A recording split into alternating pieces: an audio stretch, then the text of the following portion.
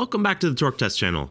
Every time it's that time of year, you see sales pop up for whole cordless impact wrench kits near 2 digits in price. Are these kits that they won't even deny strictly making for the holiday sale season any good? Well, there's a few new ones out this year, so we bought them. And this is Ryobi's. It's the PCL 265K1 for as low as $99 depending on when you buy it, and it comes with a 4 amp hour battery and charger.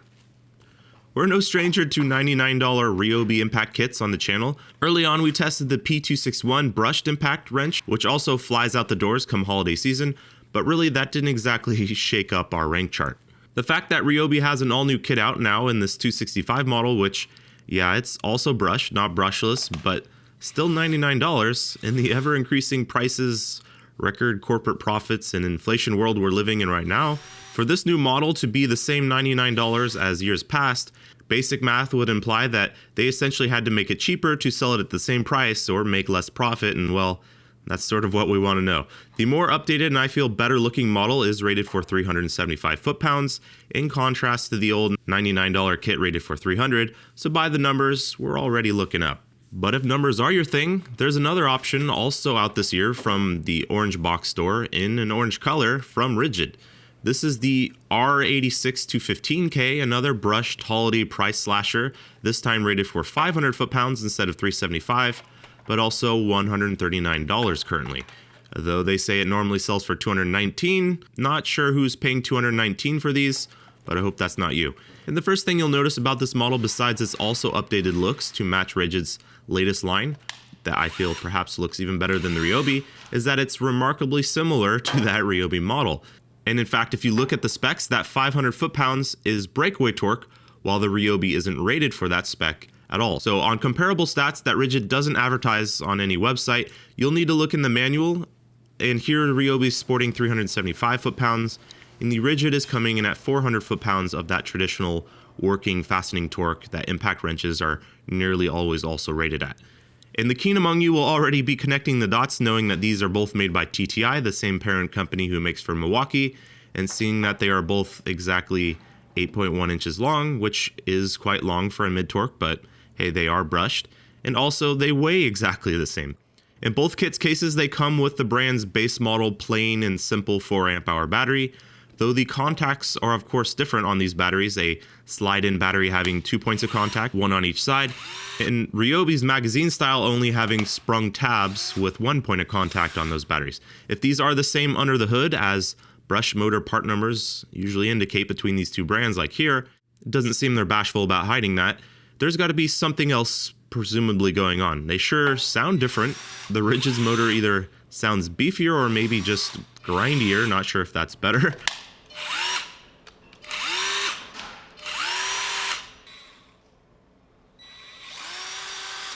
But perhaps it's those long-rumored battery contacts making a difference between the two brands and why we're seeing this difference in spec here.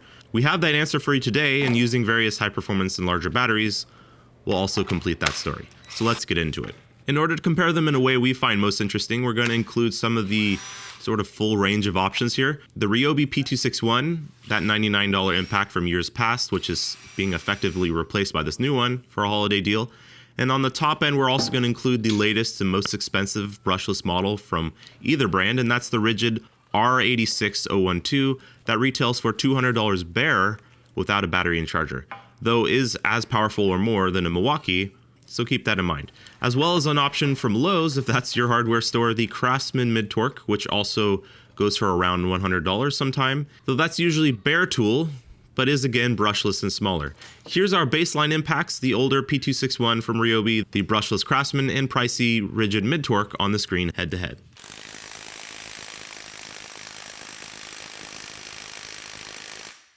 This is a nice spread, got something in the middle of the 100s, 200s, and 300s, which I feel should demonstrate where these holiday deal impacts really belong, and if they are just the same tool in different color skins. Here's the more expensive Rigid kit up first, rated for 25 foot-pounds over the Ryobi. That's up next. Let's see it.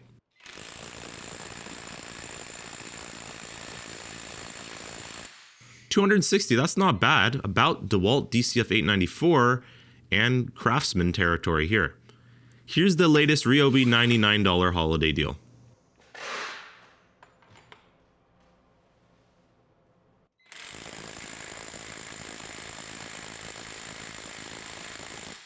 $240. Okay, so far about where these brands said they would be, but things are just getting started. Let's hop into reverse with our 10-second max torque test. Here's the Rigid taking on the same brand's top mid torque plus Craftsman and the Ryobi P261.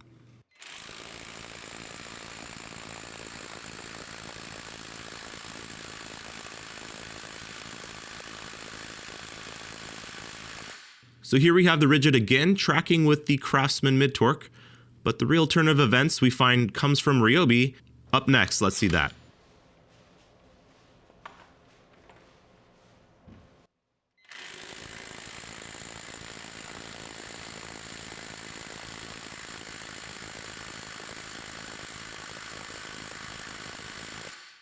$350 foot-pounds.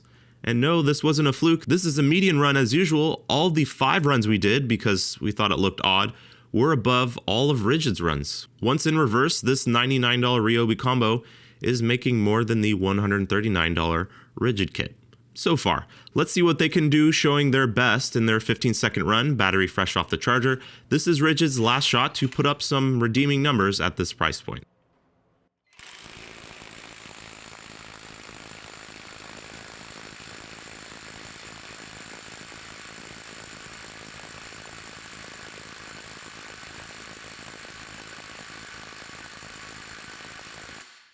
So 355, up from its previous 335 and edging out the brushless, albeit smaller and pricier Craftsman.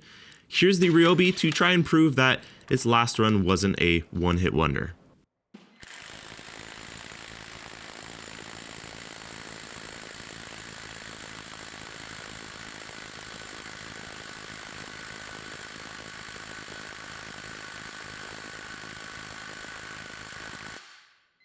$374, admittedly two very similar curves from these two tools made by the same folks with very similar parts, but still, the Ryobi taking top honors here for reasons we're not sure. I wonder if the Ryobi being rated for less was a way for TTI to sell Home Depot on this Rigid model, which they knew was going to carry a higher sticker price, despite that Ryobi making the same power or more in many cases.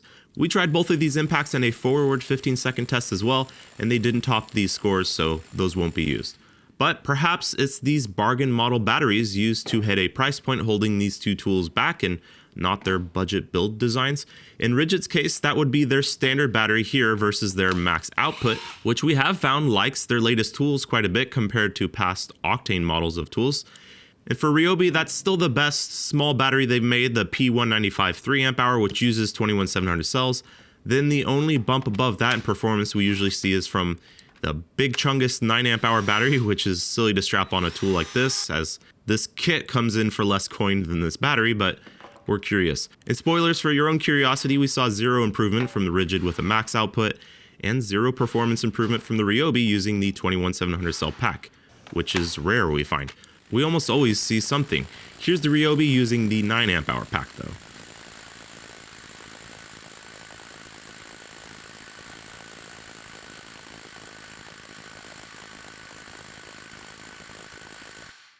So 380 from the 9Ah over the 374 with the base battery. Nothing to brag to your friends about here. These brush tools are simply not requesting more current than they are already getting supplied, and in the Ryobi's case, it's not got those HP pickups. The last thing you want to learn about your $99 pretty good deal of an impact wrench really is that it performs best with a $90 or $150 battery. Anyways, that would sort of defeat the purpose when paired up, so this is probably good news.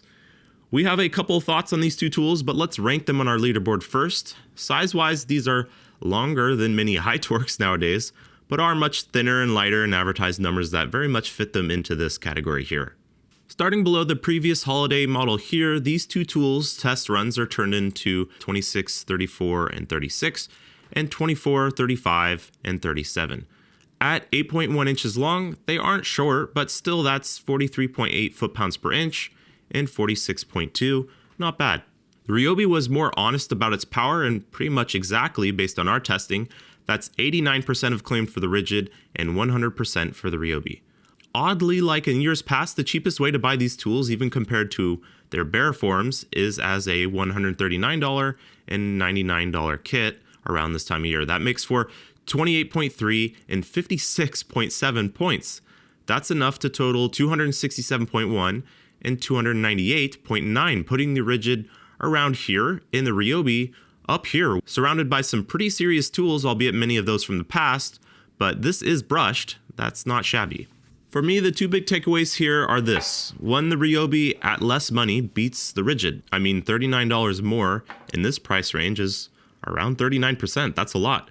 We're not sure if the Rigid is more forward torque biased, accidentally so, or the motor is just not healthy in this one's case, but either way you slice it, the Ryobi is a better buy and just a decent buy in general, even when we broke in both of these tools and tried to test them later.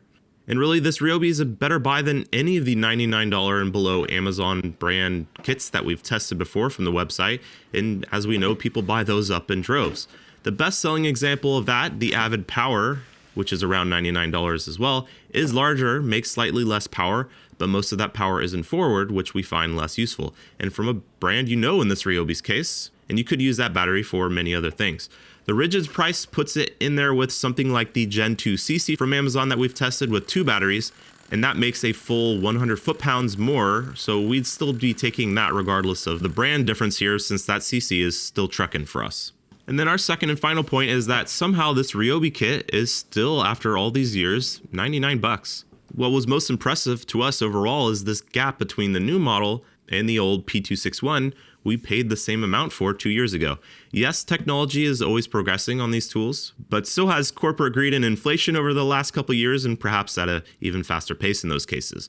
Ryobi selling these kits while they still do this at this time of year is like the Costco hot dog loss leader of power tools.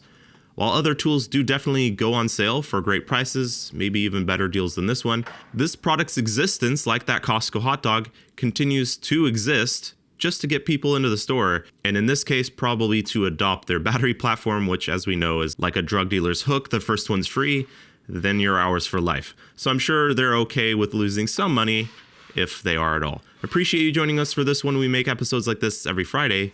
Thanks for watching.